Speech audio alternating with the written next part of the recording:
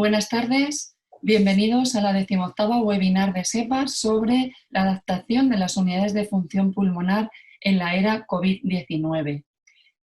Quiero agradecer antes de empezar esta webinar a SEPAR todo el esfuerzo y todo el trabajo que está haciendo para que nos pongamos al día con esta enfermedad que ha sido tan nueva y tan rápida que nos ha dejado a todos descolocados, pero que ha estado ahí siempre con nosotros para que estemos siempre muy bien informados. Y especialmente agradecerle a Carlos Jiménez pues, todo el esfuerzo que está haciendo y también a Vicente Plaza como director del comité de formación, todas las ideas y las fantásticas ideas que está teniendo para todo esto. Quiero agradecer también a Kiesi que nos facilite el poder hacer esta webinar y por supuesto pues quiero agradecer a todos los ponentes y a mi colega moderador el que hayan utilizado su tiempo a pesar de todo el trabajo que tenemos para poderos ofrecer toda esta información que hoy vamos a tener. Las preguntas las van a poder hacer a través del link que aparece ahí en la página y posteriormente los ponentes van a poder contestar pues, todas aquellas dudas que hayan surgido a lo largo de toda la exposición. Bueno, sin más, pues quiero presentar al primero de los que van a participar, en realidad como moderador, el doctor Felip Burgos del Hospital Clínic de Barcelona, como sabéis, amplio experto en función pulmonar y que bueno, pues va a liderar un poquito todo el tema de la moderación de esta webinar. Cuando quieras, Felip. Muchas gracias, Rosa. Bueno, yo agradecer al presidente, a la SEPAR, al área del área de técnicas y trasplante de SEPAR, que es importante porque es la organizadora, Rosa está detrás de ello, y por supuesto los laboratorios que financian todo este tipo de acciones.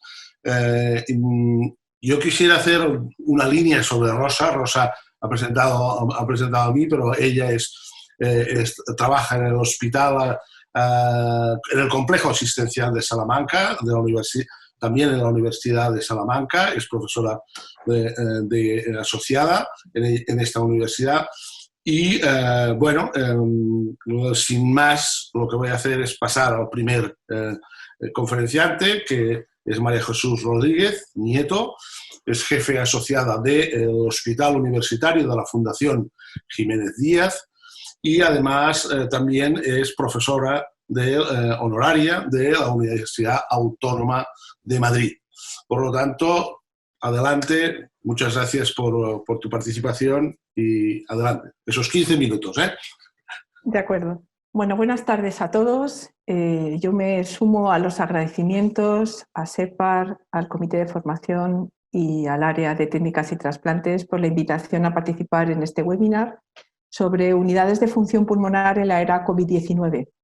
Yo creo que para todos ha supuesto el COVID un punto de inflexión en nuestro trabajo, primero para ver la avalancha de enfermos y ahora después un reto para reorganizar los servicios. Dentro de estos retos nuevos, quizás el laboratorio de función pulmonar es una de las áreas en las que hemos tenido que reorganizar y reinventarnos y ver qué son las propuestas para seguir trabajando con otros enfermos como estábamos haciendo hasta ahora. Yo voy a hablaros de una parte de la organización asistencial del laboratorio de función pulmonar y en los siguientes minutos, que intentaré no alargarme demasiado, pues haré una introducción un poco de por qué hemos tenido que organizar de nuevo la asistencia en el laboratorio en función de los riesgos que suponen las pruebas de función pulmonar.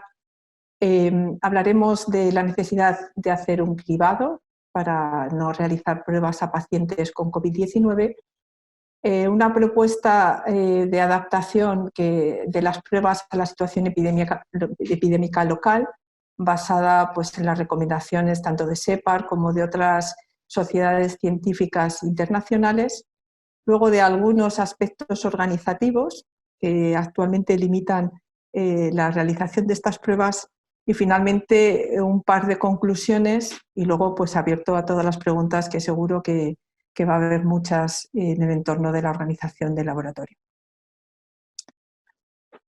Para empezar, pues en los laboratorios de función pulmonar realizamos pruebas que a todos no se nos escapa que conllevan un riesgo de transmisión de enfermedades por vía aérea.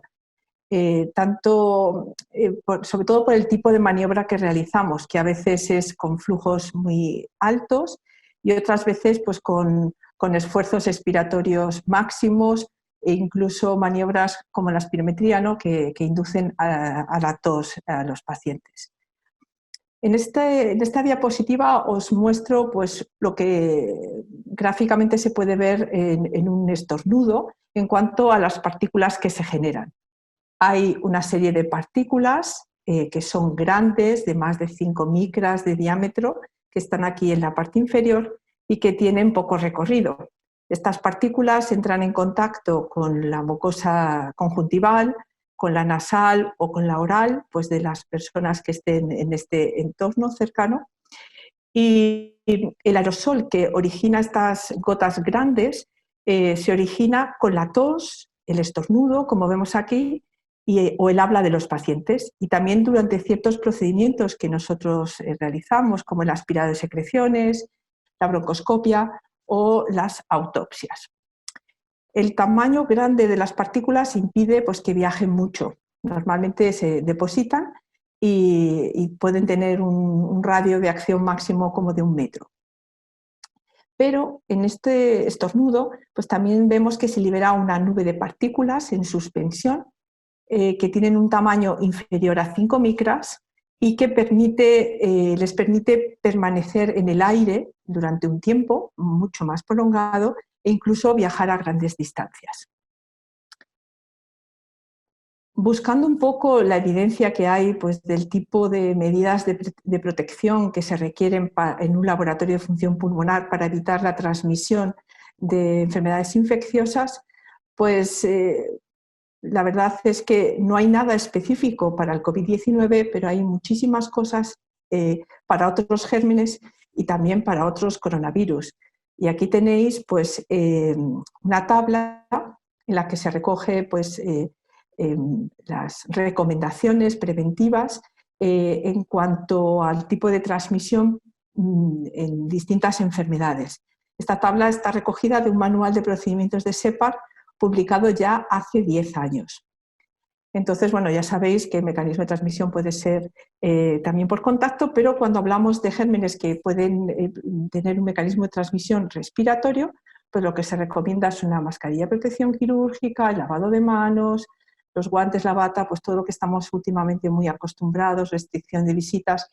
Y aquí, en el último cuadro, vemos los gérmenes que pueden producir o que se transmiten de esta manera que llamamos respiratoria, que sería el de las gotas gruesas, como la infección invasiva por Haemophilus influenzae, las fiebres hemorrágicas virales, las infecciones respiratorias víricas, por ejemplo el adenovirus, algunas bacterias, etc. Hay otros gérmenes que son capaces de generar estos aerosoles, como os comentaba antes, o partículas pequeñas, y las que se requiere un aislamiento para una transmisión que llamamos aérea o respiratoria estricta. Aquí en esta tabla, que ya os digo que es del 2010, pues se recomienda el uso de mascarilla quirúrgica para el paciente y una mascarilla al menos FFP2 para el personal sanitario y las visitas. La habitación tiene que tener algunos medios de protección para evitar la transmisión, con sistemas de presión negativa, filtros EPA y suficientes recambios de aire diarios. Las visitas están restringidas, por supuesto el lavado de manos, etcétera, etcétera.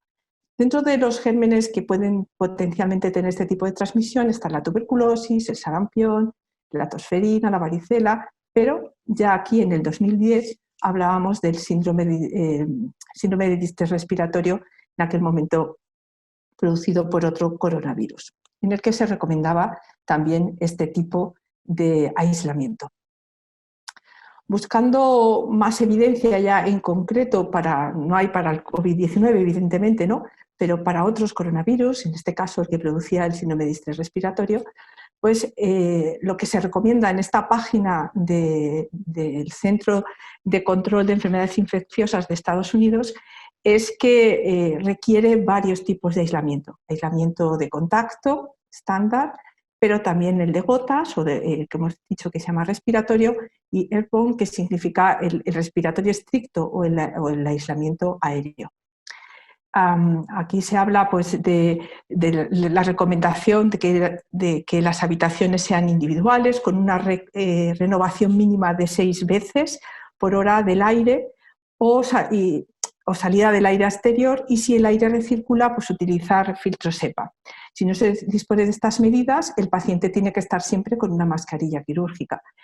Y algunos procedimientos pues, son también altamente capaces de generar más partículas en suspensión, como puede ser un esputo inducido, las broncoscopias, la tos, los procedimientos que generen tos, la ventilación mecánica, etc. Con todo esto, pues podemos entender que en el laboratorio de función pulmonar hacemos pruebas con flujos altos, con procedimientos parecidos a la tos o incluso pruebas que generan tos, pues que requieren de medidas de protección importantes para evitar en este momento lo que tenemos entre manos, que es la transmisión de la enfermedad COVID-19. De tal manera que durante el pico de el pico de máximos enfermos, como hemos padecido por ejemplo en Madrid, pues el laboratorio quedó absolutamente restringido a algunos procedimientos indispensables, ¿no? Y hablaremos después. Pero la mayoría o casi la totalidad de la actividad asistencial del laboratorio se suspendió. Bueno, en esta diapositiva os comento un poco pues, algunos acuerdos, porque efectivamente en el laboratorio no todas las pruebas tardan el mismo tiempo, no todas las pruebas pueden ser capaces de generar la misma cantidad de partículas en suspensión, y por lo tanto, pues, y luego también hay un cierto riesgo-beneficio. Entonces, por lo tanto, los expertos recomiendan pues, un reinicio de las actividades del laboratorio paulatino en función de la cantidad de enfermos que haya comunitarios, es decir, cuánto circule el virus, que supone el riesgo de transmisión de esta enfermedad, y luego el tipo de prueba. Así, pues tenemos que en la fase, pues como hemos dicho, inicial, pandémica, o en la fase 0, pues no hacer pruebas de función pulmonar salvo aquellas que sean imprescindibles. Y yo creo que todos pues, hemos considerado imprescindibles pues, una evaluación preoperatoria para un cáncer de pulmón, una resección pulmonar para el cáncer, o por ejemplo el inicio de un tratamiento con quimioterapia, que también rutinariamente se les pide un test de difusión, o los trasplantes de médula. Es decir, algunas actividades que también es verdad que se han visto muy reducidas durante el pico de enfermos, pero que en algunos momentos pues, nos han pedido estas pruebas. Y ahí pues hacíamos la espirometría, las gasometrías pues sí que es una prueba rutinaria que no hemos dejado de hacer, y el test de difusión.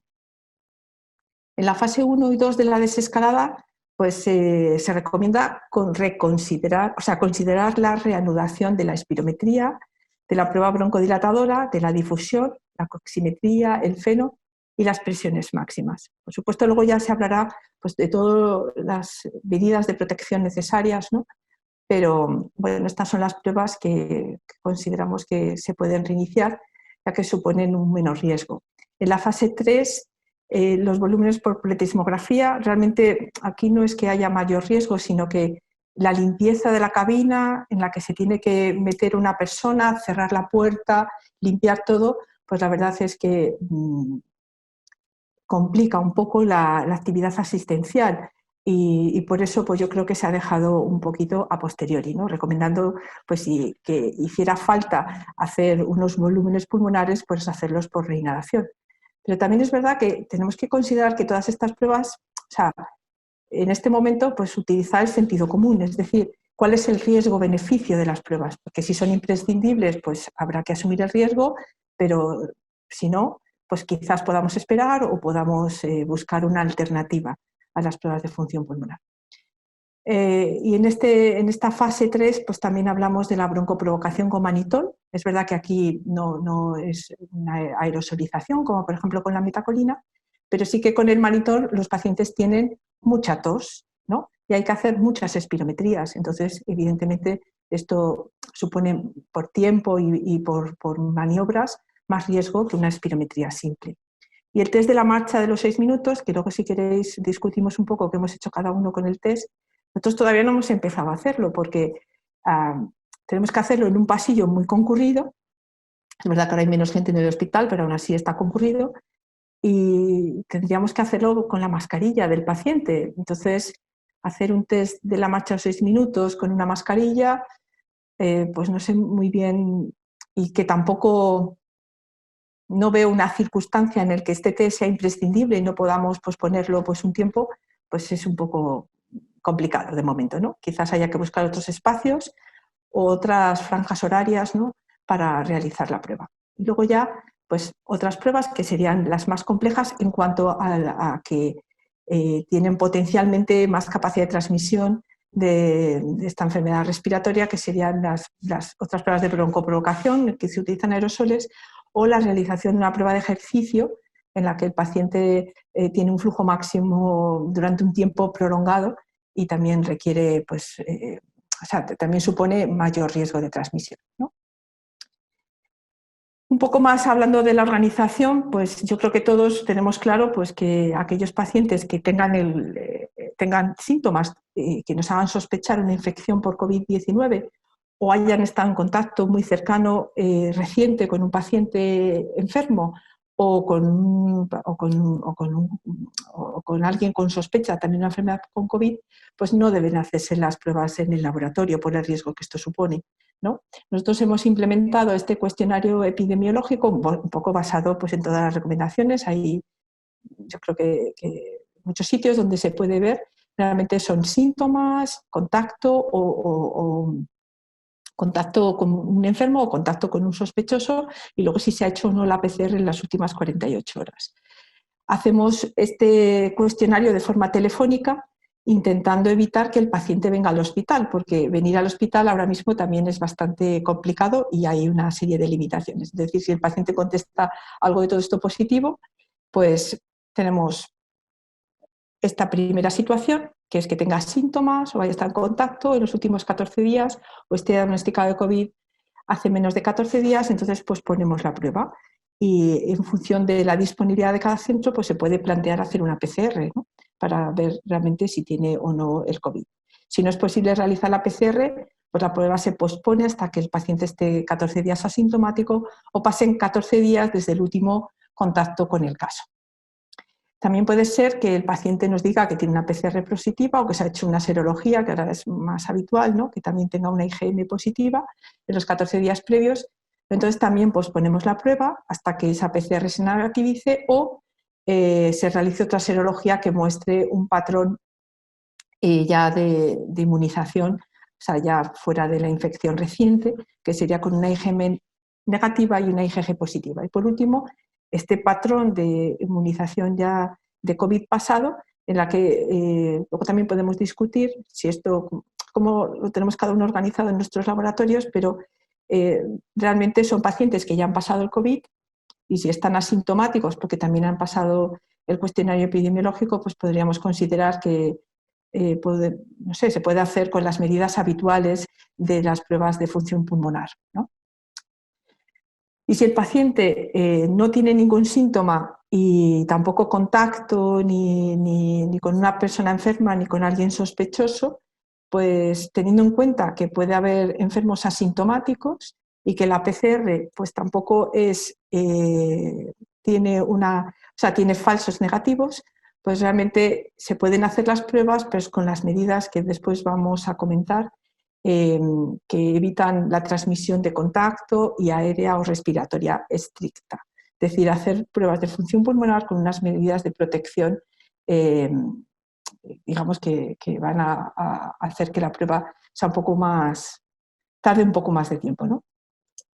En cuanto a los aspectos organizativos, pues está claro que hay que dar tiempo para la limpieza y desinfección de superficies. Recordad que os he comentado que el COVID también tiene una transmisión por contacto y además tiempo para la ventilación de la sala. En este sentido, pues el consejo es que hablemos con medicina preventiva de nuestro hospital para que nos evalúe pues la ventilación de la sala donde hacemos las pruebas de función pulmonar.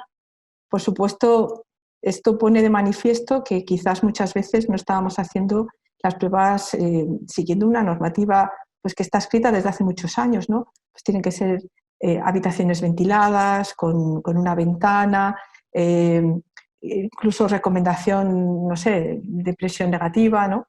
O que el aire no recircule sin que pase por un filtro, etcétera, etcétera, ¿no?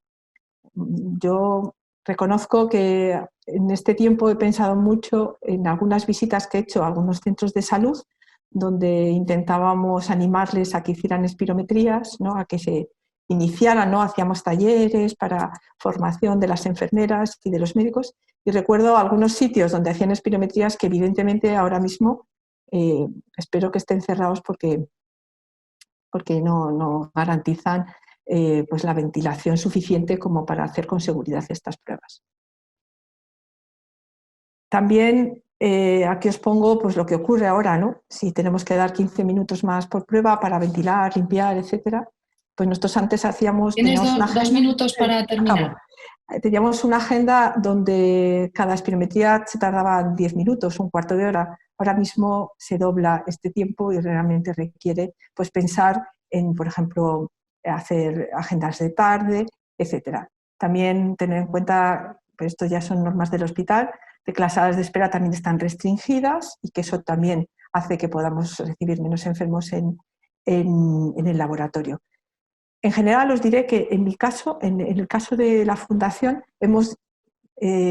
la agenda actual tiene la mitad de pacientes que teníamos antes. No sé si vosotros habéis conseguido mayor eficiencia, pero yo no. Y como conclusiones, pues la COVID tiene un alto riesgo de contagio tanto para el personal sanitario como para los pacientes en las pruebas de función pulmonar. Las medidas de seguridad necesarias para la realización de las pruebas de función pulmonar van a alargar el tiempo por prueba y suponen la reorganización de la práctica diaria del laboratorio de función pulmonar. Os dejo aquí pues, las dos recomendaciones publicadas, tanto de la RSATS como por SEPA, en cuanto a la seguridad en los laboratorios de función pulmonar. No quiero terminar, aunque sean 5 segundos, sin agradecer pues, a las enfermeras y al equipo de profesionales pues, que estamos ahí reinventándonos y trabajando para seguir haciendo pruebas de función pulmonar con las medidas necesarias de seguridad, tanto para nosotros como para los pacientes. Muchas gracias. Muchísimas gracias, María Jesús, por tu exposición. Yo creo que nos ha abierto los ojos para aprender cosas y también para preguntarnos cosas que probablemente pues, los asistentes también harán. Vamos a pasar a la siguiente ponencia de Xavi Alsina, enfermero responsable de la unidad de función pulmonar en el Hospital Clínic de Barcelona, también experto en función pulmonar y que nos va a hablar de la bioseguridad en las unidades de función pulmonar. Xavi, cuando quieras, tienes 15 minutos. Muy bien, muchas gracias. Primero de todo, presentarme, soy Xavi Alsina, estoy enfermero del Hospital Clínic de Barcelona. Quiero agradecer al comité de formación en invitarme a esta webinar, me hace mucha ilusión, la verdad, además específica en bioseguridad, en unidades de función pulmonar. Yo os hablaré de bioseguridad en estas unidades de función pulmonar. Pero primero quería hacer un agradecimiento, felicitación y agradecimiento a todas aquellas personas y profesionales que en mayor o menor medida se han dedicado a realizar estos dos documentos que han sido en su momento esenciales y han orientado, ¿no?, a muchos profesionales, no solamente a nivel nacional, sino también a nivel internacional. ¿De acuerdo? Bueno, querría entrar en materia. Básicamente, plantear los 4 escenarios que magistralmente ya ha comentado María Jesús. Yo no voy a profundizar, pero simplemente he puesto en rojo los que no serían recomendables realizar las pruebas, sobre todo si no tenemos disponibilidad de realizar PCRs, otro tipo de test. Tendríamos, y en verde, los que sí que se podrían realizar los test. Como podéis ver, en el escenario 1 sería el paciente con sintomatología o que se sospecha que ha estado en contacto con otras personas en los últimos 14 días. En el segundo escenario es este test que comenta, screening cribado negativo, ¿de acuerdo? En un tercer escenario que nos hablaría del paciente con las PCRs positivas, ¿de acuerdo?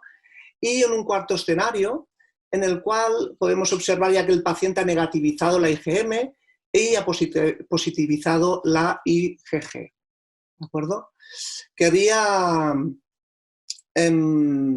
primero hablar de las medidas de bioseguridad para el profesional sanitario. Para mí es de vital importancia que este profesional que va a realizar pruebas de función pulmonar tenga una formación previa, sobre todo basada en dos pilares básicos. Una, en las medidas de higiene, y no hablo como higiene solamente en el lavado quirúrgico de manos, sino que debe tener un control excelente de todos los protocolos que rigen en su unidad. Y por otro lado, tiene que ser capaz, tiene que demostrar competencia real y eficaz en la colocación y en la retirada de los equipos de protección individual. Ahora hablaremos de las medidas de precaución estándar generales. Por un lado, como no podía ser de otra manera, debemos realizar un lavado de manos antes y después de la recepción del paciente con una solución hidroalcohólica y una colocación y retirada correcta del equipo de protección individual, según el escenario que veremos a continuación. Deberemos mantener una distancia de seguridad de 2 metros siempre que sea posible. Sabemos que habrá momentos en el cual deberemos acercarnos al paciente, acomodarlo, acercarle la boquilla para que pueda realizar la prueba, pero este tiempo tiene que ser el mínimo posible. Por otro lado, debemos minimizar los tiempos de exposición. Con ello quiero decir que cuando venga un paciente debemos estar muy concentrados y estar por la labor, ¿vale? No entretenernos e intentar realizar unas pruebas dentro de los estándares de calidad, pero utilizando el mínimo tiempo indispensable, ¿de acuerdo? O sea, en resumen, deberíamos ser eficientes, ¿de acuerdo? Y deberíamos tener una correcta higiene del lugar de trabajo, cuando se cambia de paciente, entre paciente y paciente, y sobre todo también cuando se termina la jornada laboral, ¿de acuerdo?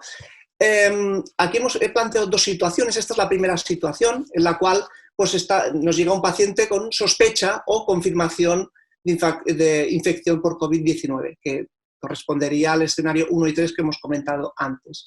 Si podemos observar al técnico, al profesional sanitario, utiliza una mascarilla FFP3, debería utilizarla. En su defecto, debería utilizar una FFP2, ¿de acuerdo? Unos guantes de nitrilo, un par de guantes es más que suficiente, ¿de acuerdo? No hace falta poner más de un par de guantes de nitrilo. Por otro lado, utilizaremos bata resistente a líquidos o bata desechable con delantal de plástico, importantísimo, de la talla del profesional, ¿de acuerdo? Y luego hay otros 2 elementos también indispensables, importantísimos de protección, como son las gafas integrales estancas y la pantalla facial completa. Las gafas integrales estancas nos protegen lo que es la mucosa ocular, pero hay zonas de la cara que quedan expuestas y desprotegidas, que con el uso de una pantalla facial completa, pues complementaríamos pues, el uso, ¿no? la función de estas gafas integrales estancas. Como podemos ver también, esta profesional sanitaria utiliza también un gorro quirúrgico que sobre todo es para proteger su pelo de posible infección o colonización del pelo por coronavirus o otros patógenos. En una segunda situación serían el escenario 2 y 4 o en fases avanzadas, por ejemplo, las medidas de protección se podrán adaptar a las normas locales. ¿Qué cambia de la situación anterior? En un primer instante, si observáis, la mascarilla no tiene por qué ser FFP3, ¿vale? En este caso puede ser con una FFP2, es más que suficiente. Los guantes de nitrilo sí, con un par, igual que antes, con un par de guantes de nitrilo. Pero hay 3 elementos que no son totalmente imprescindibles, pero desde aquí nosotros recomendamos con todas nuestras fuerzas, de que es la bata resistente a líquidos, las gafas y la pantalla facial completa.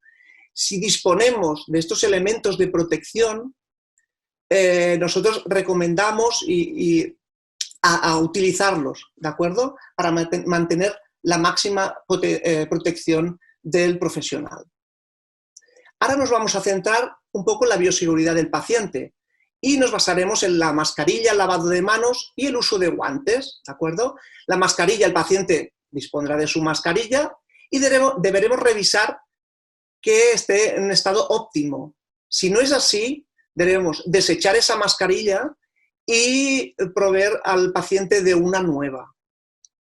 En cuanto al lavado de manos, lo que indicaremos al paciente es que antes de entrar en el laboratorio se lave las manos con agua y jabón enérgicamente y a continuación pues darle solución con hidroalcohol, lavarlas y aplicación de solución con hidroalcohol.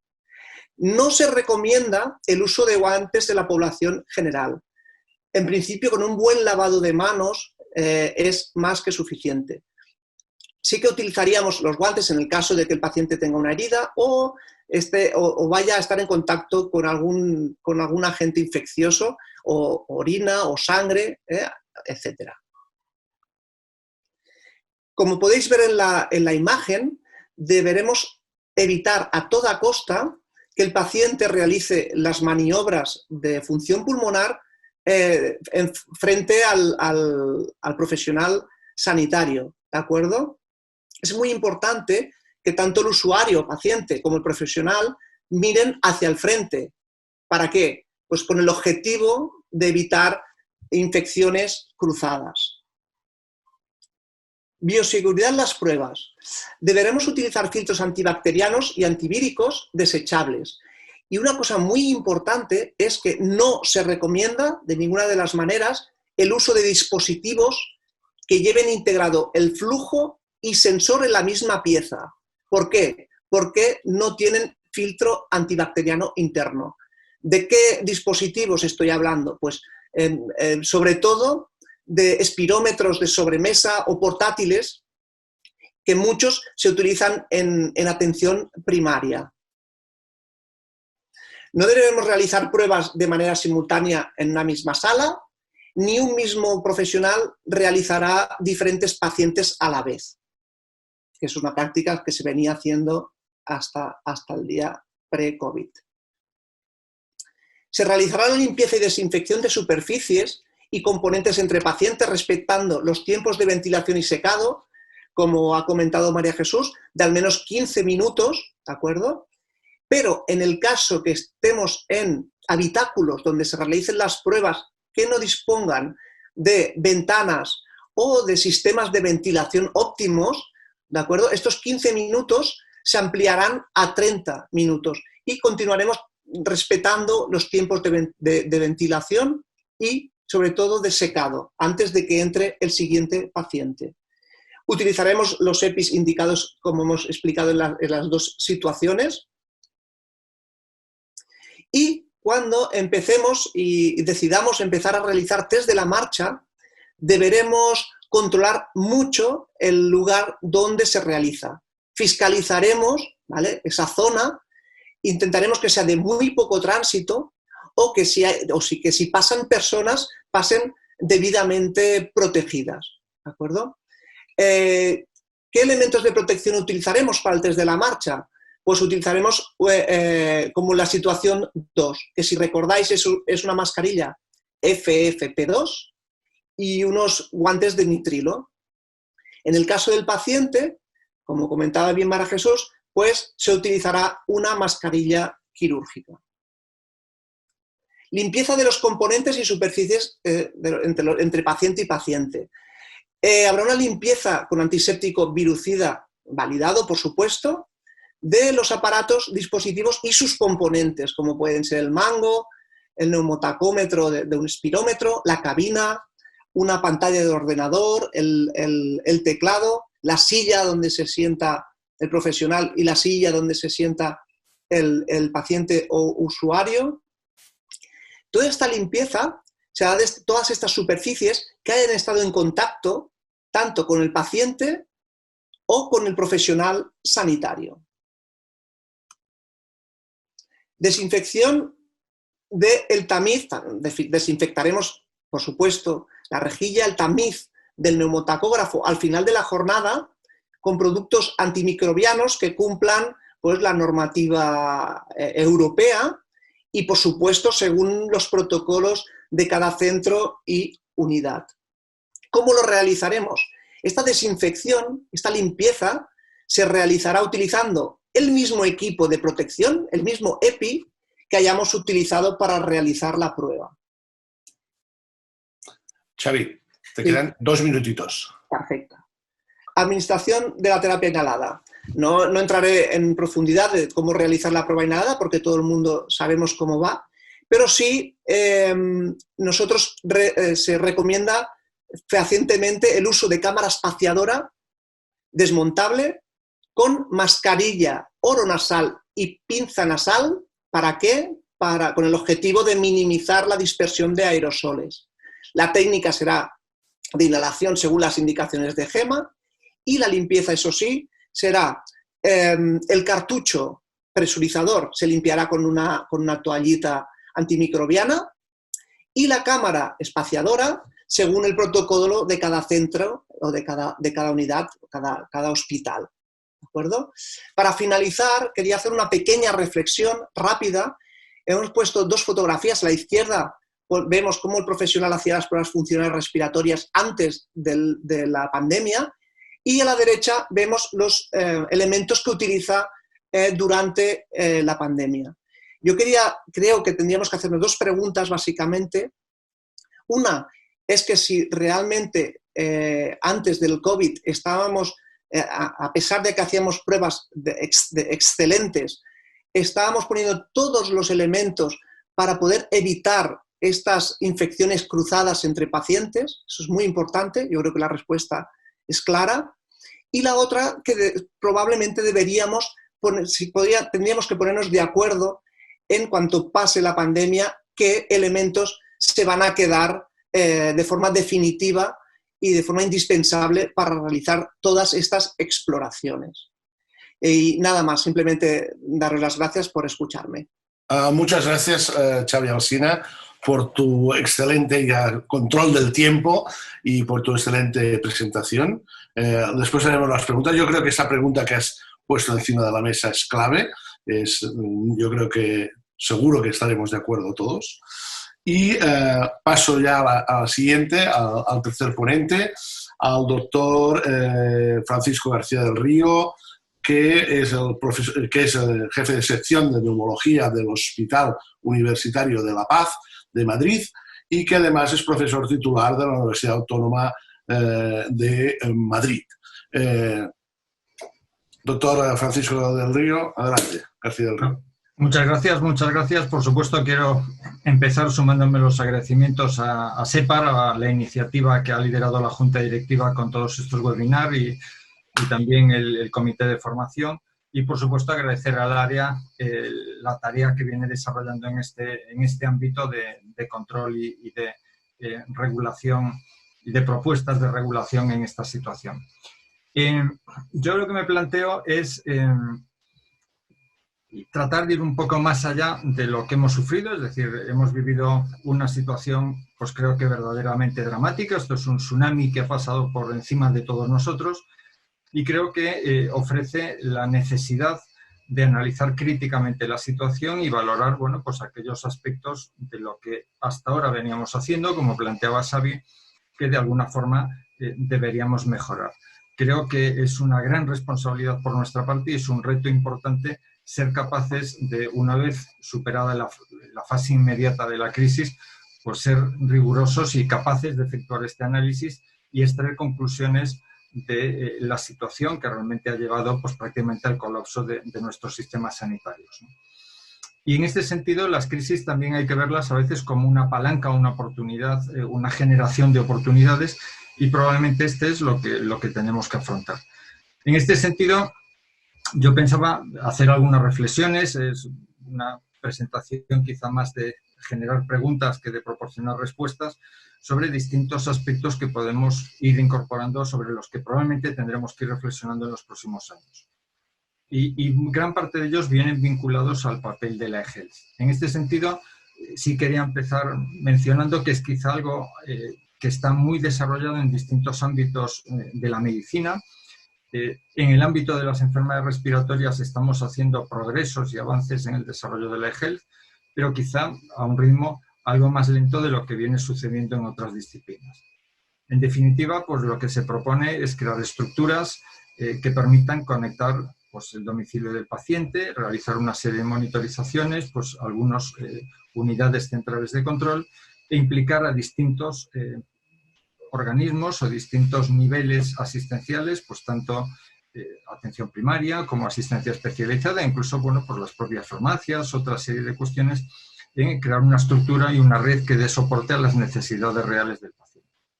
La realidad es que la eHealth no es una novedad en nuestro campo y en España pues, se han realizado importantes aportaciones en este sentido. Ahora mismo sabemos, por ejemplo, que en punción pulmonar la monitorización de las pruebas realizadas de forma remota por técnicos alcanza una concordancia muy alta y que realmente es eficiente. Un técnico experto podría monitorizar pruebas que se realizan, pues, por ejemplo, en centros de atención primaria. Sabemos también, y aquí ha participado muy activamente uno de nuestros moderadores, que la telemedicina en general desempeña un papel muy importante en la formación y en la cualificación de los técnicos que realizan las maniobras y que incluso en los sistemas de interpretación y de análisis de las pruebas. Y en este sentido, desde luego, no puedo dejar de mencionar lo que es la red de espirometría en atención primaria generada en el País Vasco. Creo que es una propuesta absolutamente ejemplar para todos nosotros, que ha generado mucha información a lo largo de este tiempo y que desde luego ha demostrado que es coste eficiente y que tiene un impacto real en el manejo diario. Pero quizá en este esquema yo pretendo ir un poco más allá de estas propuestas en las que, como veis, se plantean redes complejas con muchos actores implicados en lo mismo, que ello en general en sí mismo ya supone un elemento de dificultad añadida por ser capaz de atraer a este ámbito pues, a todos los actores o todas las personas implicadas en el desarrollo de estas actividades. Y en este sentido creo que la epidemia COVID ha supuesto una oportunidad para volver a abordar esta situación y quizá desde una perspectiva más minimalista, si me permitís. Yo creo que la función respiratoria tiene muchos retos en la etapa post-COVID. Ya se ha comentado y mis predecesores han desarrollado con mucha profundidad lo que es la revisión de los procedimientos, las medidas de control y prevención de la transmisión de infecciones, que por supuesto hacíamos antes, pero que no debemos dejar de hacer. Pero quizá las dos cosas que tendremos que afrontar más próximamente es una revisión crítica de las indicaciones y sobre todo lo que nos piden la mayoría de nuestros gerentes, disminuir la presencialidad. Y aquí, en este sentido, yo lo que planteo es la utilidad de una faceta concreta de la eHealth. No, como os decía, luego no estoy absolutamente fuera de posibilidad de abarcar la eHealth en los 15 minutos de esta presentación, pero la telemonitorización yo creo que sí es algo que puede ser útil que reflexionemos un momento sobre ello. Para la telemonitorización, básicamente, lo que necesitamos es un instrumento y una vía de transmisión. El instrumento, hablaremos un poco después. La vía de transmisión, yo creo que esto se ha simplificado enormemente y ahora mismo, al menos, insisto, esto es una visión personal, la vía de transmisión son los smartphones. Es decir, si desde estos instrumentos gestionamos nuestras cuentas bancarias, gestionamos nuestro correo, gestionamos nuestros viajes, pues parece más que obvio que debe ser el instrumento que utilicemos también para gestionar esta faceta. En cuanto a los instrumentos o los equipos, probablemente podemos monitorizar con equipos sencillos. En esta crisis prácticamente todos los domicilios han comprado un pulsosímetro. Otra cosa es quizá la conectividad o la interpretación de esta información pues, ha podido plantear dudas. Y bueno, hay espirómetros extremadamente sencillos que aunque no se conectan directamente a un smartphone, pues sí permitirían la conectividad. Hay desde luego equipos mucho más complejos, en general dedicados a otros ámbitos de enfermedades, pero que también la mayoría de ellos pues, incorporan un espirómetro y un pulsosímetro que nos proporcionarían esta medida.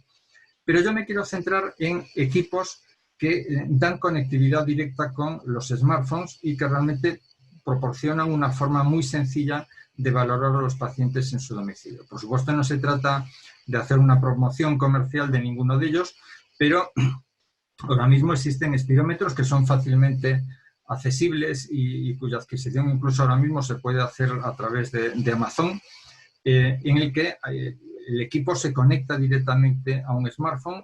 El programa permite monitorizar la realización de la espirometría y proporciona pues, realmente un análisis y una valoración de las medidas obtenidas y permite bueno, pues un control de calidad adecuado de la misma. Tiene quizá la limitación, como os decía antes, del tipo de analizador, pues los espirómetros de turbina plantean algunas dificultades. En este sentido, incluso permiten acoplar, pues, por ejemplo, pulsosímetros y realmente generan información que podemos obtener en el domicilio del paciente, que se puede integrar fácilmente en la mayoría de los sistemas de historia electrónica a través de conectividad HL7. Este sistema y otros más que hay en el mercado y que realmente bueno, pues nos proporcionan esta visión real de la situación. Es cierto que cuando se analiza en algunas enfermedades, quizá en fibrosis quística y asma es donde hay más evidencia, los valores que se obtienen en domicilio son un poquito menores de los que realmente podemos medir en los laboratorios de función pulmonar, pero a pesar de ello, pues realmente la concordancia es muy aceptable y es francamente útil para considerar. Quizá aquí, y también insisto, esta es una visión personal, yo creo que si nos planteamos hacer espirometrías en los domicilios de los pacientes, mi visión es que deberíamos al menos considerar 3 aspectos. Desde luego no podemos dejar de pensar en obtener espirometrías de calidad y para esto pues, es necesario utilizar más que nunca espirómetros y transductores de alta precisión.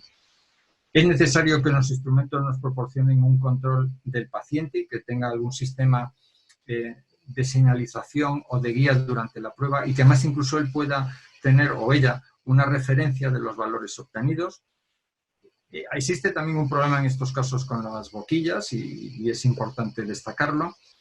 Los sistemas, desde luego, tienen que ser absolutamente higiénicos. Lo que no podemos es poner en el domicilio del paciente un potencial reservorio de patógenos para él en el futuro. Y, desde luego, tienen que ser fácilmente enviables los datos, pues como os decía, a través de conectividad, incluso idealmente HL7. Realmente hay equipos ahora mismo que cumplen estas características. Por ejemplo, algunos de nuestros pacientes han adquirido, insisto, también a través de Amazon, espirómetros conectados a smartphones como este que os muestro, que tiene un dispositivo de ultrasonidos y desde luego ello conlleva importantes ventajas en el sentido que la espirometría es fácilmente realizable con guía desde el smartphone, puede tener un informe en tiempo real de los valores que va obteniendo y de los valores de su tendencia evolutiva y además, bueno, pues la boquilla es fácilmente desmontable y se puede lavar y en este sentido garantiza condiciones higiénicas. Esto, nosotros lo que estamos viendo es que muchos pacientes, además de comprarse el pulsosímetro, pues están planteando comprar o adquirir equipos de este tipo y esto nos puede proporcionar una nueva forma de aproximarnos a su valoración funcional. Y desde luego sabemos que esta monitorización de los pacientes en la clínica puede ser interesante. Como hay muchos estudios en este sentido, no pretendo aburriros comentando diversas evidencias, simplemente, por ejemplo, mencionar el estudio PROMETE, es un estudio que realizamos varios hospitales de Madrid, en el que a pacientes con EPOC, en este caso eran pacientes con EPOC con oxigenoterapia domiciliaria, les monitorizamos en domicilio a un grupo y a otros se les seguía pues, lo que era la práctica clínica viniendo habitualmente al hospital y demás. La monitorización básicamente era con pulsosimetría y con un espirómetro. También se utilizaba un sistema Vision-Ox que desarrollamos hace algún tiempo para medir la frecuencia respiratoria. Y lo que quiero mostraros es el resultado. Y claro, esto se puede interpretar como el vaso medio lleno, medio vacío. La realidad es que los pacientes telemonitorizados en cuanto a variables objetivas de evolución durante un año fueron exactamente igual a los pacientes sometidos a práctica clínica. Incluso, por ejemplo, cuando se valora el tiempo hasta el primer ingreso hospitalario. Esto, insisto, lo podemos interpretar como medio vacío o medio lleno, pero lo que nos dice es que realmente si nosotros monitorizamos a los pacientes por esta vía, les evitamos venir al hospital y nos guiamos por estas medidas, obtenemos unos resultados similares a los que venimos alcanzando cuando hacemos venir a los pacientes a las consultas, les sometemos a distintos procedimientos rutinarios. La telemonitorización va más allá, aunque desde luego la espirometría es un pilar fundamental, pero yo creo que incluso en este sentido estamos obligados a abrir más nuestra mente y pensar en otras opciones. Ahora mismo, pues la mayoría de smartphones, existen programas que a través de los propios acelerómetros que llevan incorporados permiten estimar la marcha del sujeto y obtener medidas que son relativamente extrapolables a lo que sería la práctica de un walking test. Y existen incluso análisis en este sentido de los parámetros obtenidos mediante un walking test realizado de forma convencional en el laboratorio, cuando lo realizamos en el hospital con uno de esos instrumentos o incluso cuando lo realizamos en el domicilio del paciente. Como veis, los intervalos de concordancia pues realmente son bastante aceptables y tenemos que asumir que la tecnología en el futuro nos puede proporcionar un instrumento útil para monitorizar al paciente en domicilio y en este sentido, como decía al principio, evitar la presencialidad. Ahora mismo disponemos incluso ya de más recursos para utilizar en domicilio, la oscilación forzada. Existe algún estudio de telemonitorización en la que con equipos como estos los pacientes realizan medidas diarias en su domicilio y esto, pues, por ejemplo, puede prever y anticipar el desarrollo de exacerbaciones. Y también se demuestra, insisto, pueden ser estudios negativos, pero quizá para lo que en este caso buscamos nos sirven igual, son estudios de no inferioridad en el que nos demuestran que esta aproximación puede ser igual de eficiente que la que hacemos habitualmente e incluso, bueno, pues si analizamos la relación coste-eficiencia, puede resultar más eficiente. Equipos de Feno, algunos de ellos ya pensados claramente para usar en el domicilio del paciente, otros que plantearían esa opción y es algo que tampoco podemos desechar y que yo creo que cada vez tenemos que asumir más directamente. Un poco por especular, los smartphones o estas tecnologías están desarrollando aspectos que son realmente muy atractivos, pues por ejemplo, un sistema para auscultar al paciente en domicilio, chalecos que permiten monitorizar el patrón respiratorio, ni que decir tiene de la actividad física que medimos con nuestros smartphones, pero que incluso hay algoritmos de clasificación, por ejemplo, de pacientes EPOC, que parecen que clasifican al menos también en gravedad como el FEF1, medidas de frecuencia cardíaca o de pulsiosimetría, o incluso comentaros, bueno, pues que hay algunos ámbitos de desarrollo en el que los propios micrófonos del smartphone se están desarrollando como sensores de flujo y ya hay alguna evidencia en la literatura en la que muestran, bueno, que realizan ahora mismo medidas aceptables fundamentalmente para el cociente FEF1-FVC, no para los demás parámetros, pero no me cabe duda que el desarrollo tecnológico en este sentido nos proporcionará instrumentos que desde el propio teléfono móvil sea posible obtener medidas realmente importantes. ¿Y qué es lo que nos dificulta la aplicación de esto? Bueno, pues yo aquí no quiero inventar nada en particular, simplemente os traigo una reflexión de un documento de consenso que auspició la ARS. Desde luego existen barreras que todavía son importantes en relación con el reembolso, en relación con la propiedad de los datos, con la transferencia, la protección jurídica, etcétera. Pero desde luego hay aspectos como es la interoperabilidad, el coste y demás, que muchos de los instrumentos que tenemos ahora mismo lo están solventando con creces.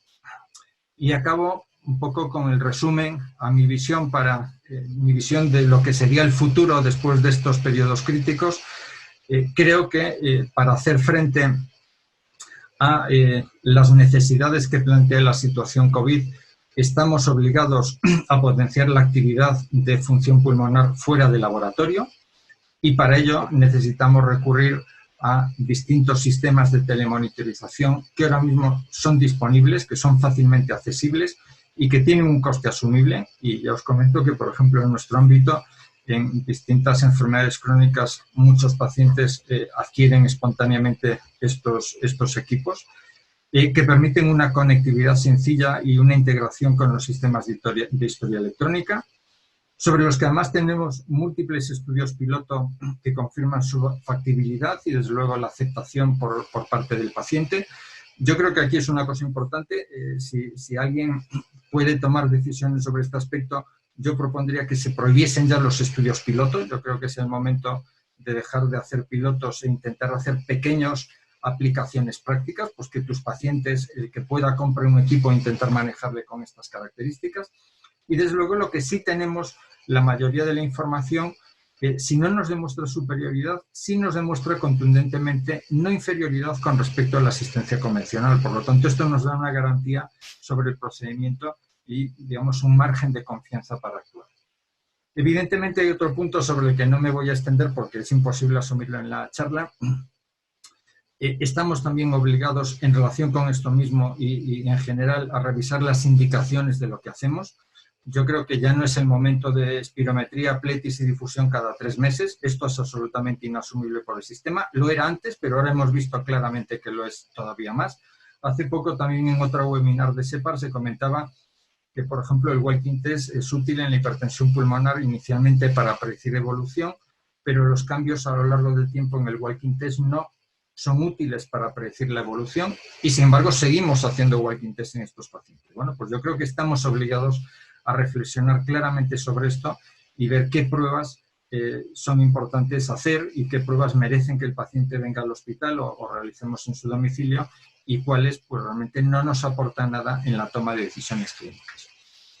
Y desde el punto de vista de un laboratorio de función pulmonar, esto nos plantea también un reto futuro y es que tendremos que nuevamente reinventarnos, rediseñarnos. Dejamos ya hace mucho de ser fisiopatólogos abstractos dedicados a números y ecuaciones complejas y ahora mismo en estos sistemas que dan una interconectividad muy directa entre lo que el paciente hace en el domicilio y lo que el médico ve en la consulta, de alguna forma tenemos que ser capaces de situar a los laboratorios de función pulmonar con seguridad en el control de calidad, en la monitorización, en muchas de estas cosas, pero desde luego yo creo que esto también es un reto al que estamos obligados a afrontar en los próximos años. Esto es todo y no me extiendo más. Muchas gracias. Muchísimas gracias, Fran. Muchísimas gracias a todos. La verdad es que son unas ponencias y muchas reflexiones muy interesantes que pues levantan muchísimas dudas, muchísimas preguntas, muchísimas cosas para debatir. Y bueno, no tenemos toda la tarde, lógicamente, pero sí tenemos algún tiempo para poder hacer alguna cuestión. Si quieres, Felipe, iniciar, podemos empezar con María Jesús, por ejemplo, ¿alguna pregunta? Bueno, yo creo que pueden contestar cualquiera de ellos. Yo creo que la pregunta la voy a hacer genérica para reflexionar. Una que creo importante es que la época post-COVID nos cambia el laboratorio, como ha dicho Fran, como ha dicho como ha dicho Xavi, y por lo tanto nos tenemos de reinventar. Y en esto yo creo que es obligatorio y un poco ver que el laboratorio de función pulmonar de los años 90, 80, incluso 2000, incluso recientemente, es obsoleto.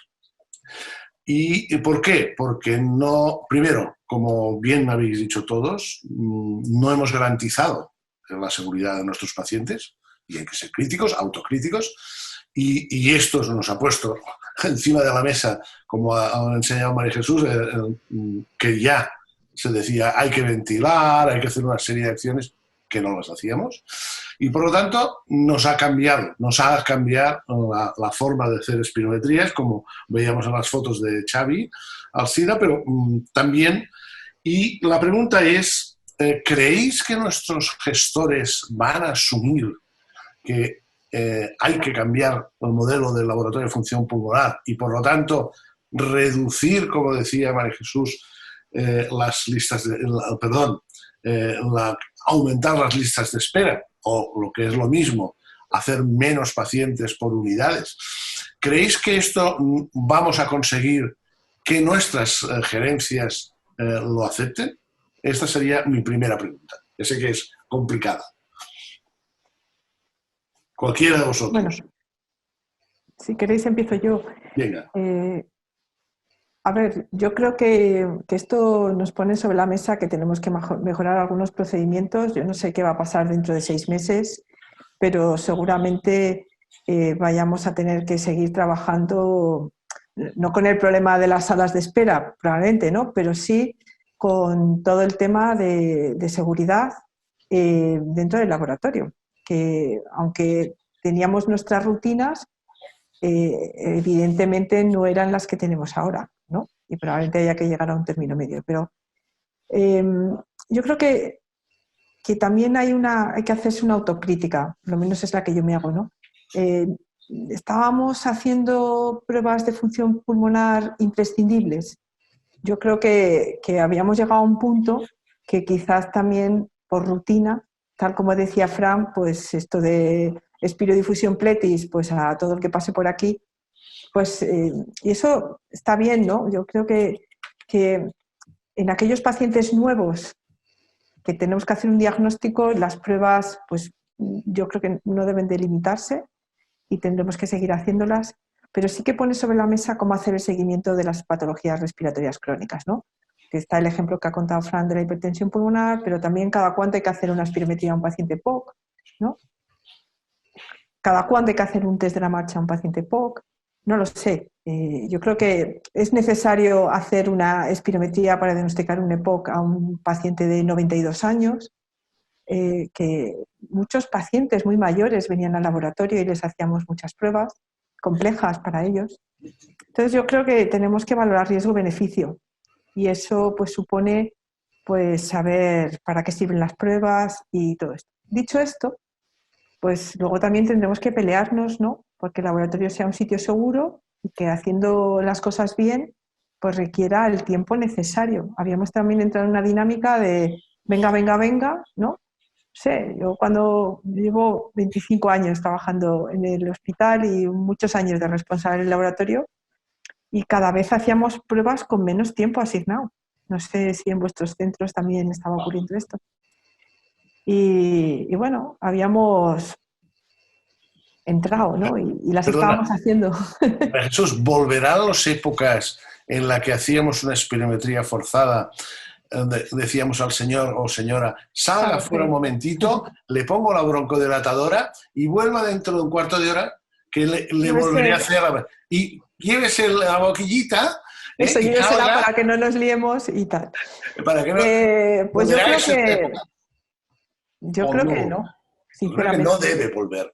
Yo creo que tenemos que actuar con sentido común. Pues tenemos que hacer todas aquellas pruebas que sean imprescindibles, reflexionar sobre qué es imprescindible y todo lo que suponga que estas pruebas vayan a cambiar la actitud terapéutica o de manejo del paciente y luego ya pues pelearnos porque se hagan bien y que haya el tiempo suficiente y demás, ¿no? No sé.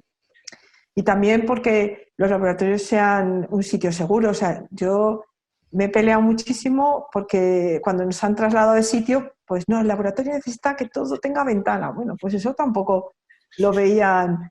No, pues aquí no. Tiene que ser un sitio más seguro, ¿no? Pues esto también pone sobre la mesa pues que tenemos que ver que nuestros espacios verdaderamente cumplen estas normativas, ¿no?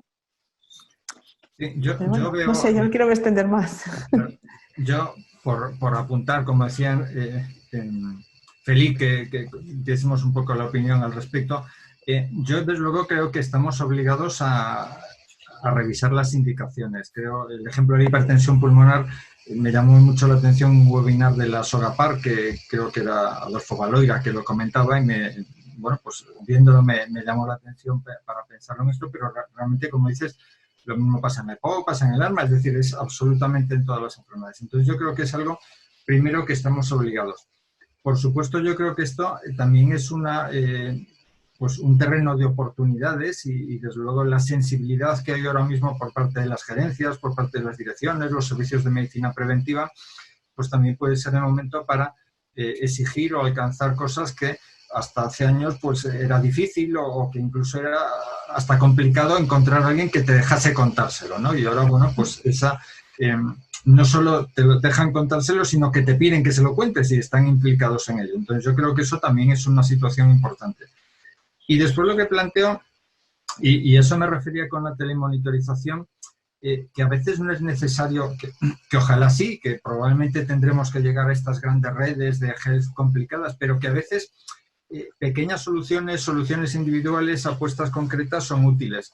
Yo os cuento, por no hablar de mi servicio, pero por ejemplo en nuestro hospital me contaba una compañera de neumología pediátrica que muchos de los niños que ven en la consulta, los padres han decidido comprar por Amazon espirómetros de este tipo, que algunos están en la franja de 80 a 200 euros, los más top, y que han decidido que prefieren hacerlo así para evitar que los niños vayan al hospital. Bueno, pues al final tampoco estamos hablando de inversiones millonarias, sino de cuestiones que pueden, en algunos casos, solucionar problemas, ¿no? Entonces yo creo que eso, por supuesto, nos obliga a pelear más, a insistir más, a intentar mejorar, a reconocer los déficits que teníamos, pero yo creo que también a estar abiertos a otras opciones de asistencia que hasta el momento igual no considerábamos o lo veíamos alejadas, entre otras cosas porque en muchos casos nos van a plantear los propios pacientes, que prefieren recurrir a esos sistemas que no a lo que nosotros podamos hacer o de forma rutinaria y, bueno, pues ser capaces de encajar eso. Sí, en ese sentido, por ejemplo, todo lo que es control de pacientes, y pediatría es un ejemplo, fibrosis quística. O sea, la fibrosis quística en su casa. Y además, otra cosa, además el automanejo, o sea, el self-management famoso que todos decimos, que nos llegamos la boca de el paciente ha de automanejarse, el asma, automanejar. Bueno, pues ahí tienes tu equipo y, oye, cuando baje el peak flow y te baje el FB1, cuidado, que vamos mal, más corticoides. Es decir, es ahí la vía. Y seguro que esa va a ser una de las soluciones, no todas, pero una de las soluciones, sin lugar a dudas, como tú bien has explicado. No sé, Xavi, si quieres opinar. Sí, yo me sumo a las opiniones de María Jesús y Francisco, totalmente de acuerdo. Yo, el tema de la primera pregunta que comentaba Felipe, de batallar con las gerencias y eso, nosotros lo tendremos muy complicado porque, como él bien sabe, trabajamos en un sótano, sin ningún sistema de ventilación, ni ventanas, luz absolutamente artificial, cubículos que son tan pequeños que cabe en la cabina, el ordenador y pasa justo una silla de ruedas. O sea, y es un laboratorio nuevo, además. Es relativamente nuevo. No es aquello que tenemos un laboratorio muy antiguo y que nos pudieran hacer una infraestructura nueva. No. Tendrían que reestructurar otra vez el laboratorio y eso va a ser muy, muy, muy complejo. Y yo me sumo más a la opinión de que tenemos que ser imaginativos y empoderar al paciente, ¿no? a las personas, al usuario de su propia enfermedad, ¿no? Proporcionándole herramientas útiles, validadas, es lo que comentaba Fran, basta ya de pilotos, vamos a desarrollar aquí equipos de calidad para poder empoderar a estos pacientes y facilitarles la vida, porque no hay nada mejor que una automonitorización y ver cuándo te estás exacerbando en cualquier tipo de patología respiratoria, ¿no? Simplemente en ese ámbito, ¿no? Lo que yo opinaría es que está complicado batallar mucho con los gerentes, sí que ahora están sensibles, pero a esta gente se les olvida enseguida. En cuanto pasen 3 meses post-COVID, esta gente ya no... Este personal de compañeros profesionales se olvidarán de ¿Tú qué dices, moderadora Rosa? Porque... A ver, a mí me surgen algunas cuestiones, ¿no? Una de ellas es, bueno, en principio, lógicamente, pues todo este tsunami que habéis dicho nos ha hecho caer. Es como sentirme como Sísifo, ¿no? Condenado a que se ha caído la piedra que has levantado y otra vez tienes que volver a subirla y volver a ponerla en su sitio. Entonces, ya que hemos caído y tenemos que levantarnos, lógicamente hay que ir hacia mejor. Pero es verdad que me gustaría que me comentarais qué es de lo que hemos cambiado, qué se va a quedar, qué tiene que quedarse, porque todo no va a poder ser. No podemos seguir con las mismas indicaciones que hacemos ahora de la época post-COVID inmediata. Es decir, no podemos, por ejemplo, esperar... Tú esperas por ejemplo, en cuanto al paciente, ¿no? Eliges un paciente PCR negativa, vale, ¿y esperas cuánto? ¿Un mes? A que más o menos decimos que ya se puede hacer. Y sin embargo estamos diciendo que si la IgM es positiva, no se puede hacer una función pulmonar. ¿Hasta cuándo vamos a esperar si a veces las IgM tardan en pasar? Después, por otro lado, las nuevas tecnologías, ¿no? Nos ha costado mucho tiempo que en atención primaria se valide la espirometría. ¿Vamos a tardar tanto en que se valide todo eso y sea realmente fiable la utilización de una espirometría en casa y que, no sé, pues hay que darle un valor y qué papel va a tener eso. ¿Qué papel va a tener, por ejemplo, Xavi, en cuanto a la seguridad? Un espirómetro en atención primaria que no tiene filtros. Habrá que cambiar cosas. Es decir, que me gustaría que me dijerais cada uno un poco lo que vosotros veis que va a quedar como algo como para siempre, para mejorar el tema de la función pulmonar, tanto en selección de pacientes, selección de pruebas, bioseguridad, un poco resumido, ¿no? Un poco qué es lo fundamental que va a cambiar todo esto en nuestra práctica habitual. Bien, si quieres por alusiones empiezo yo, si os parece bien. En atención primaria ha habido una gran preocupación que se ha trasladado a SEPAR, ¿vale? Y porque la inmensa mayoría de los espirómetros, como os comentaba antes, son espirómetros de sobremesa que realmente no tienen filtro, ¿de acuerdo?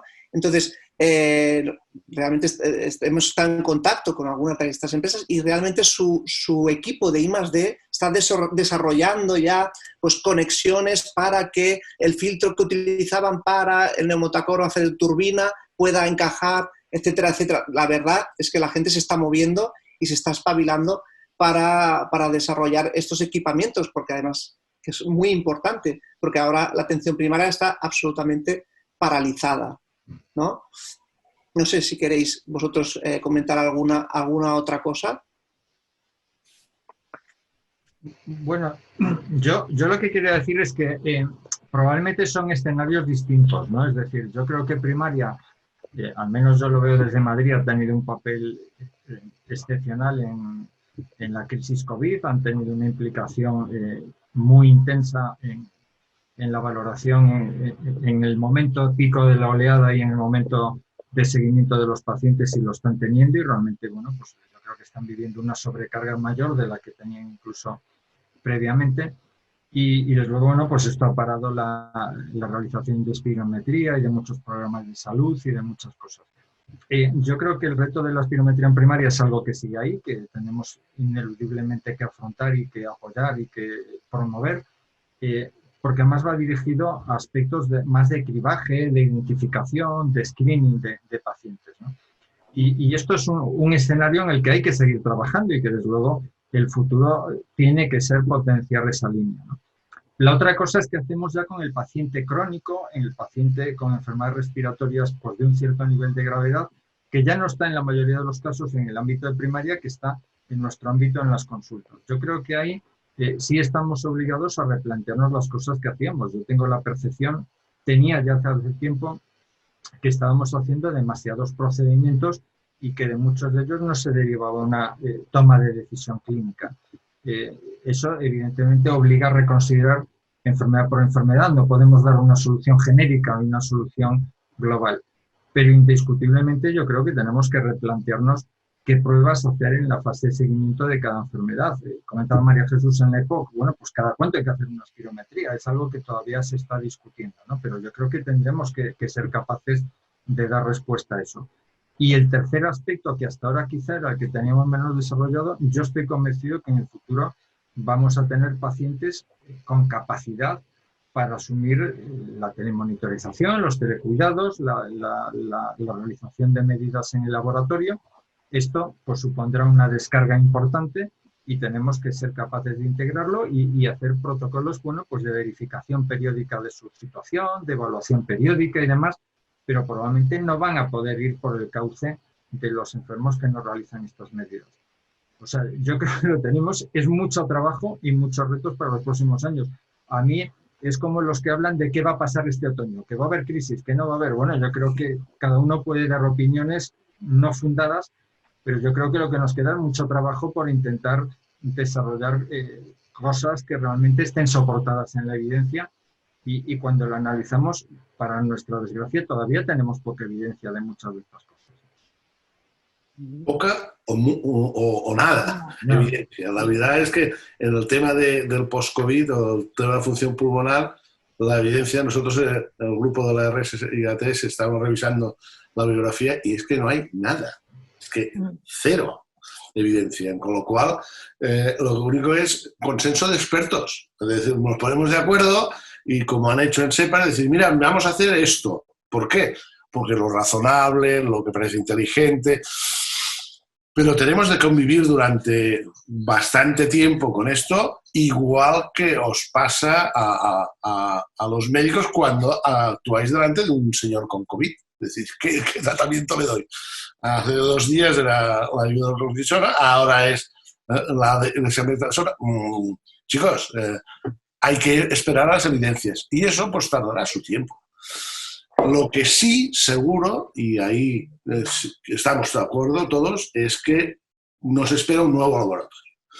Y yo estoy de acuerdo absolutamente con Fran, que eso es un gran reto y que aquí hay que ponerle imaginación, hay que ponerle conocimiento y que las tecnologías nos van a ayudar, sin lugar a dudas, a monitorizar y a manejar a nuestros pacientes, pero tenemos de ser los profesionales los que le demos las iniciativas y reclamar a nuestras autoridades que nos hagan caso, porque después de lo que ha habido, pues yo creo que ahora, a pesar que Xavi sea dudoso, yo creo que es el momento ideal. O sea, ahora decirle, oiga, aquí me ha de poner una buena ventilación o una EPA o algún sistema de filtración, es el momento. Porque ahora si o no, nunca. Exacto, ahora o nunca. No, yo estoy de acuerdo que es ahora o nunca, pero yo digo, como pasen 3 meses y no hayamos hecho... No, por eso ahora. Claro, es una de las cosas que tú crees que se tiene que quedar. Es decir, no se va a poder ir hacia atrás y tener un laboratorio de función pulmonar sin seguridad, por ejemplo, ¿no? Es lo que entiendo. Claro, yo en creo ese que sentido, podríamos terminar, si quieres, María Jesús, con tus opiniones de qué te parece lo más importante y que se tiene que quedar, y porque estaríamos hablando toda la tarde. Y Felip, si quieres luego, pero la gente tiene cosas que hacer y yo creo que tampoco queremos aburrir y hablaremos, espero que en persona también, espero que eso cambie y podamos vernos y poder discutir más tiempo, pero vamos a terminar hoy María Jesús, luego Felip y luego terminamos. Yo la verdad es que estoy de acuerdo con todo lo que habéis dicho, simplemente... yo creo que hay que, como dicen, reflexionar sobre las indicaciones de las pruebas y luego garantizar la seguridad, ya no en tiempos COVID, sino en general, ¿no? Porque yo estoy segura que no estábamos haciendo las cosas bien y que una enfermedad como el COVID, con una transmisión comunitaria tan importante, pues ha puesto a prueba el sistema, ¿no? y los procedimientos que estábamos aplicando y evidentemente no los hemos pasado. Entonces, pues esto hay que mejorarlo. Esto ya estaba escrito desde hace mucho tiempo, lo que había que hacer. Entonces eso se va a quedar. Eso se va a quedar. Y luego, bueno, pues perder... También es como en la vida, ¿no? Pues buscar lo importante, ¿no? Yo creo que el COVID también nos ha servido para darnos cuenta en otros ámbitos de nuestra vida que es lo importante, pues esto mismo probablemente se aplicará por lo menos a los procedimientos de función pulmonar. ¿Para qué quiero esta prueba? ¿Qué me supone? Y valorando el riesgo y en fin, la disponibilidad, pues decidir si se puede hacer o no. Xavi. Muchas gracias, Felip. ¿Alguna última...? Yo creo que los participantes externos seguro que tienen muchas preguntas y ya estarán escribiendo en el sistema. Oiga, yo tengo una pregunta. Yo lo que hago la plecismografía y cuando hago la plecismografía es o la difusión. Oiga, ¿qué hago con las pruebas de esfuerzo? No hago ninguna. Todo eso dejamos a los participantes externos que están ahí, que no nos oyen, o que nos oyen, pero no pueden participar, que nos escriban preguntas y nosotros nos comprometemos a responder, todos los participantes, a responder en una semana, que es lo que se acordó, a todas las preguntas que hagáis. Y aquí invitaros a los que nos estáis viendo en el webinar de que participéis activamente, que hagáis preguntas, que pongáis ahí vuestra salsa. Y muchas gracias por todo. Muchas gracias. Yo también invito a todos los participantes a que aprovechéis estos 4 expertos que tenemos aquí para contestar todas vuestras dudas. terminar ya dando gracias de verdad a todos vosotros, a todos los ponentes, a Felipe como moderador también. Dar gracias a SEPAR otra vez y a Kiesi que nos ha facilitado también el que lo podamos hacer esta webinar. Y bueno, despedirme con la esperanza de que hay un futuro mejor y que por supuesto nos veremos de forma presencial y volverá de nuevo pues los risas y abrazos para poder compartir todo esto y muchas más cosas. Muchas gracias a todos y a todos los que habéis participado también desde vuestras casas en esta webinar. Esperamos vuestras preguntas. Hasta luego.